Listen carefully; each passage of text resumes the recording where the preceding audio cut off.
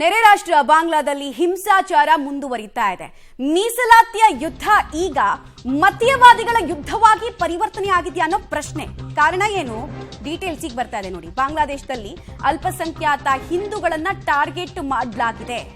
ಹಿಂದೂಗಳ ಮೇಲೆ ಹಲ್ಲೆ, ಹಿಂದೂ ದೇಗುಲಗಳ ಮೇಲೆ ನಿರಂತರವಾಗಿ ಧ್ವಂಸ, ಇದೆಲ್ಲವೂ ಆಗ್ತಾ ಇದೆ. ಉದ್ರಿಕ್ತರಿಂದ ಢಾಕಾದ ಇಸ್ಕಾನ್ ಹಾಗೂ ಕಾಳಿ ದೇಗುಲವನ್ನ ಧ್ವಂಸಗೊಳಿಸಲಾಗಿದೆ. ಜೊತೆಗೆ 300 ಮನೆ, ಹಿಂದೂಗಳು ವಾಸ ಮಾಡ್ತಾ ಇದ್ದಂತಹ 300 ಮನೆ, ಮಾರ್ಕೆಟ್, ಮಂದಿರ ಎಲ್ಲವೂ ನಾಶ ಆಗಿದೆ.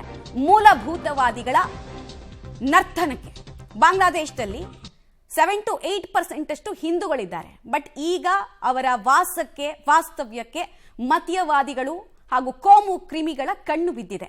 ಇದು ಮೊದಲನೇ ಸಲ ಅಲ್ಲ ಈ ರೀತಿ ಬಾಂಗ್ಲಾದೇಶದಲ್ಲಿ ಹಿಂದೂಗಳ ಮೇಲೆ ಅಟ್ಯಾಕ್ ಆಗ್ತಾ ಇರೋದು. ಚಿಕ್ಕ ಪುಟ್ಟ ವಿಚಾರ ಆದ್ರೂ ಅಷ್ಟೇ. ಈಗ ನೀವು ದೃಶ್ಯಾವಳಿಗಳನ್ನ ನೋಡ್ತಾ ಇದ್ದೀರಾ, ಸಿಕ್ಕಿದ್ ಎಲ್ಲವನ್ನ ದೋಚ್ಕೊಂಡು ದರೋಡೆ ಮಾಡಿಕೊಂಡು ಸೋಫಾ ನೋಡ್ತಾ ಇದ್ದೀರಾ, ಮತ್ತೆ ಬೇರೆ ಬೇರೆ ಆದಂತಹ ವಸ್ತುಗಳನ್ನ ನೋಡ್ತಾ ಇದ್ದೀರಾ. ಈಗ ನೀವು ನೋಡ್ತಾ ಇದ್ದೀರಲ್ಲ, ಇದು ಬಾಂಗ್ಲಾದೇಶದ ರಾಷ್ಟ್ರಪಿತನ ಪ್ರತಿಮೆಯನ್ನ ಧ್ವಂಸಗೊಳಿಸ್ತಾ ಇರೋದು. ಇವರು ಮುಜಿಬುರ್ ರೆಹಮಾನ್, ಇವರು ಶೇಖ್ ಹಸೀನಾ ಅವ್ರ ತಂದೆ. ಆ ಪ್ರತಿಮೆ ಇರೋದು ಶೇಖ್ ಹಸೀನಾ ಅವ್ರ ತಂದೆದು. ಅದನ್ನ ಹೇಗೆ ಧ್ವಂಸಗೊಳಿಸ್ತಾ ಇದ್ದಾರೆ?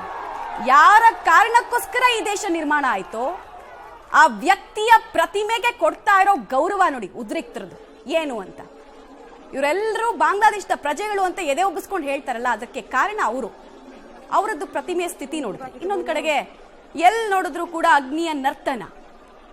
ಅದು ಕೂಡ ಅವಾಮಿ ಲೀಗ್ ಪಾರ್ಟಿ ಏನಿದೆ, ಶೇಖ್ ಹಸೀನಾ ಅವರು ಸುದೀರ್ಘವಾಗಿ ರೆಪ್ರೆಸೆಂಟ್ ಮಾಡಿದ ಪಾರ್ಟಿ, ಆ ಪಾರ್ಟಿಯ ಕಚೇರಿಗಳು ಸಿಕ್ಕ ಕಡೆ. ಇನ್ನೊಂದು ಕಡೆಗೆ ಲಕ್ಷ ಸಂಖ್ಯೆಯಲ್ಲಿ ಪ್ರತಿಭಟನಾಕಾರರ ಆಕ್ರೋಶ, ಬೀದಿಗಿಳಿದಿದ್ದಾರೆ, ದಂಗೆ ಸೃಷ್ಟಿಯಾಗಿದೆ. ಅಯ್ಯೋ, ಪಕ್ಕದ ರಾಷ್ಟ್ರದ ಕತೆ ನಮ್ಗೆ ಹಾಕ್ಬೇಕು, ನಮ್ಮ ರಾಷ್ಟ್ರದಲ್ಲೇ ಸುಮಾರು ಇದೆಯಲ್ಲ ನೋಡೋದಕ್ಕೆ ಅಂತ ಅಂದ್ಕೊಳ್ಬೇಡಿ. ಈ ರಾಷ್ಟ್ರದಲ್ಲಿ ಏನೇ ಆದ್ರೂ ಕೂಡ ಅದರ ನೇರ ಎಫೆಕ್ಟ್ ಭಾರತದ ಮೇಲೆ ಬೀಳುತ್ತೆ. ಯಾಕಂದ್ರೆ ಸೆಕೆಂಡ್ ಲಾರ್ಜೆಸ್ಟ್ ಎಕ್ಸ್ಪೋರ್ಟರು ನಮ್ಮ ಭಾರತ. 6,000 ವಿವಿಧ ಸಾಮಗ್ರಿಗಳನ್ನು ನಾವು ಇಲ್ಲಿಗೆ ಎಕ್ಸ್ಪೋರ್ಟ್ ಮಾಡ್ತಾ ಇದ್ವಿ. ಅತಿ ದೊಡ್ಡ ಉದ್ದಿಮೆ ನಮ್ದು. ಕ್ರಿಕೆಟಿಗ ಮೊರ್ತಾಜ ಮನೆಗೂ ಕೂಡ ಬೆಂಕಿಯನ್ನ ಹಚ್ಚಲಾಗಿದೆ. ಉದ್ರಿಕ್ತರ ಕೋಪ ಕ್ಷಣಕ್ಕೂ ಕೂಡ ಅಲ್ಲಿ ಯಾವ ರೀತಿ ಕನ್ವರ್ಟ್ ಆಗ್ತಾ ಇದೆ ಅಂತ.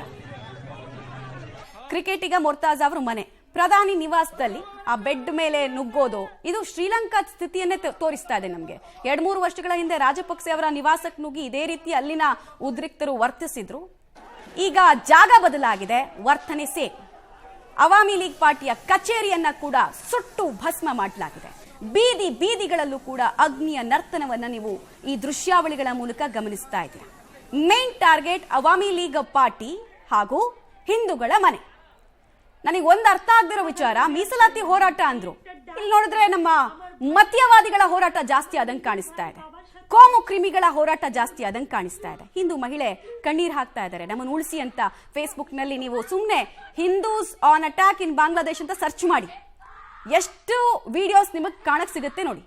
ಮಿನಿಟ್ ಟು ಮಿನಿಟ್ ಸಿಗುತ್ತೆ ನೋಡಿ. ಅವ್ರು ಬೇಡ್ಕೊಳ್ತಾ ಇದ್ದಾರೆ, ಲಾಕ್ ಮಾಡಿದ್ದಾರೆ, ನಮ್ಮನ್ನು ಉಳಿಸಿ ಅಂತ ಕೇಳ್ಕೊಳ್ತಾ ಇದ್ದಾರೆ. ಆಮೇಲೆ ಅವ್ರ ಮೇಲೆ ಆಗ್ತಿರುವಂತಹ ದೌರ್ಜನ್ಯದ ಪರಿಣಾಮವನ್ನು ಅವ್ರು ವಿವರಿಸ್ತಾ ಇದ್ದಾರೆ ಅಲ್ಲಿ.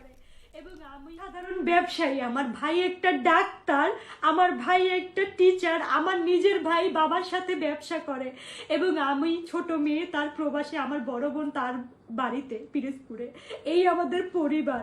আমার ভাইয়ের চেম্বারটা পর্যন্ত তারা ভেঙে ফেলছে। সে একজন ডাক্তার, সে তো কারো দল করে না।